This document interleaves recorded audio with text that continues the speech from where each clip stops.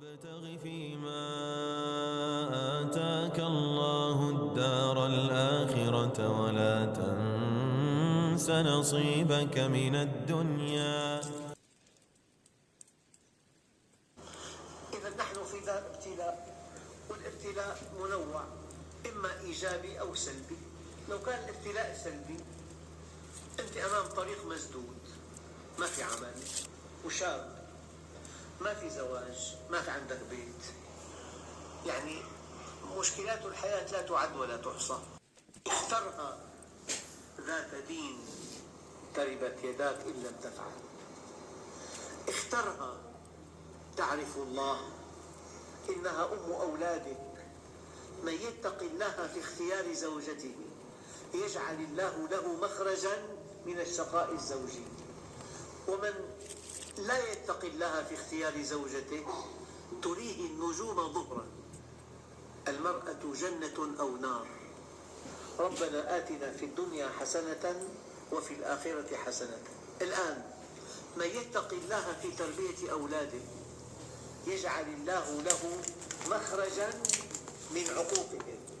أنت حينما تعتني بابنك صغيرا تأخذه إلى المسجد، تحفظه كتاب الله، تهتم بأخلاقه، بأصدقائه، بدراسته، بصحته، بعاداته، بتقاليده، هو معك يلزمه.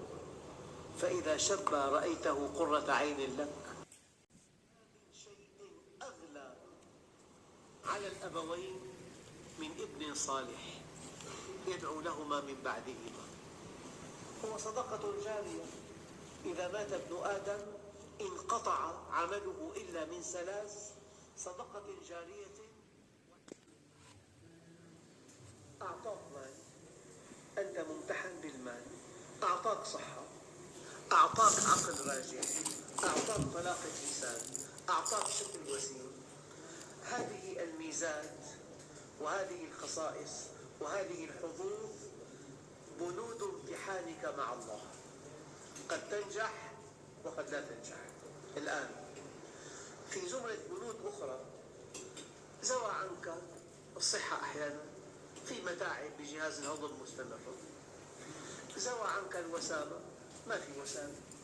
زوى عنك المال، دخل محدود. فأنت ممتحن في زمرتين: الحظوظ التي ما رزقتني مما أحب فاجعله عونا لي فيما تحب. لذلك الآية الكريمة: وابتغي فيما آتاك الله الدار الآخرة ولا تنس نصيبك من الدنيا.